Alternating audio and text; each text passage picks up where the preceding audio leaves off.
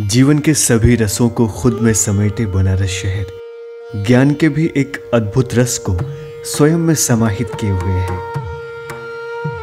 जीवन, मृत्यु और मोक्ष से इतर ये शहर ज्ञान का एक ऐसा भंडार है जिसका प्रसार भारतवर्ष के साथ साथ दुनिया के कई कोनों तक फैला हुआ है। सर्व शिक्षा की राजधानी कहा जाने वाला यहाँ का बनारस हिंदू विश्वविद्यालय देश के सबसे प्रतिष्ठित विश्वविद्यालयों में से एक है। एक सदी से भी ज्यादा की विरासत को संजोए ये विश्वविद्यालय भारतीय संस्कृति और सभ्यता का ध्वजवाहक बनकर भारत के गौरव को आगे बढ़ा रहा है। ये एशिया का एकमात्र सबसे बड़ा आवासीय विश्वविद्यालय है जहां दुनिया के कोने कोने से विद्यार्थी शिक्षा ग्रहण करने के लिए यहाँ आते हैं। सुंदर ये सर्व विद्या की राजधानी, ये तीन लोकों से न्यारी काशी, सुज्ञान धर्म और सत्य राशि, बसी है गंगा के रम्य तट पर ये सर्व विद्या की राजधानी।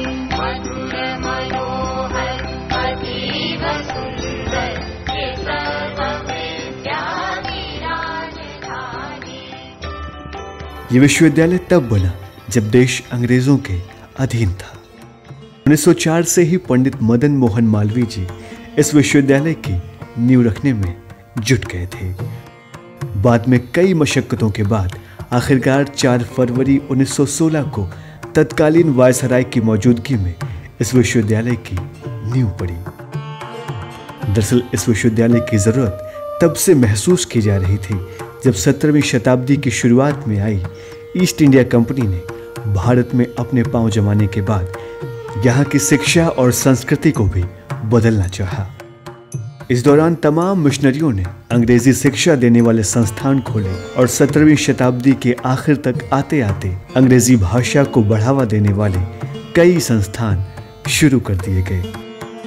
पंडित मदन मोहन मालवीय उस वक्त विद्यार्थियों में नैतिकता और चरित्र निर्माण के पक्षधर थे।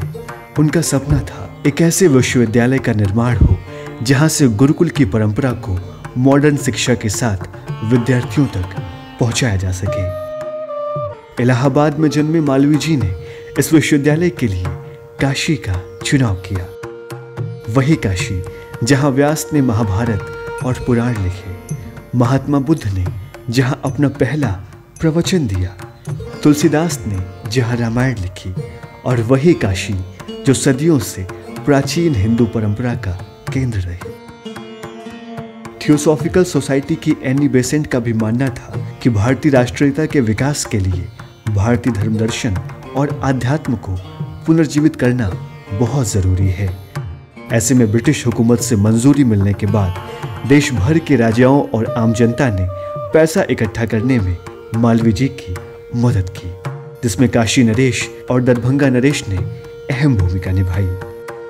और इस तरह से 4 फरवरी 1916 को बनारस हिंदू विश्वविद्यालय की नींव रखी गई।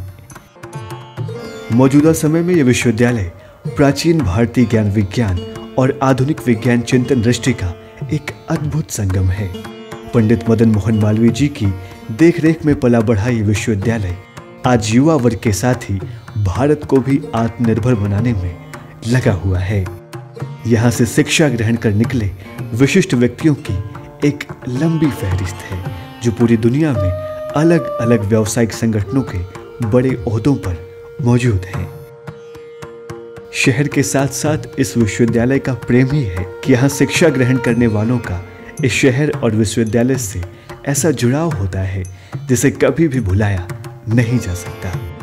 अपने आकर्षक वास्तुकला वाले स्मारकों, विशाल परिसर और हरे भरे मैदानों व वृक्षों से घिरी यहाँ की चौड़ी चौड़ी खुशनुमा सड़कें हमेशा ही यहाँ पढ़ लिख रहे या पढ़कर गए विद्यार्थियों के जहन में ताज़ा रहती है। बनारस के रंग में रंगा ये विश्वविद्यालय अपनी अमिट छाप यहाँ आने वाले सभी विद्यार्थियों पर बरकरार रखे हुए है। क्या उत्तर, क्या दक्षिण, क्या पूरब, क्या पश्चिम, यहाँ भारत के अलग अलग कोनों से आए लोगों के अलावा कई और देशों से भी आए छात्र आपको यहाँ अध्ययन करते मिल जाएंगे। यहाँ की संस्कृति और रिवाज का ही ये प्रभाव है कि कभी ये बनारस के होते हैं तो कभी बनारस इनका। हर शाम की गंगा आरती इस विश्वविद्यालय में पढ़ने वाले विद्यार्थियों को अनायास ही घाटों तक खींचे लाती है। बहुत सुकून है यहाँ, चाहे आस्तिक हो या नास्तिक, यहाँ आकर सब एक ही रस में मिल जाते हैं और वो रस है बनारस।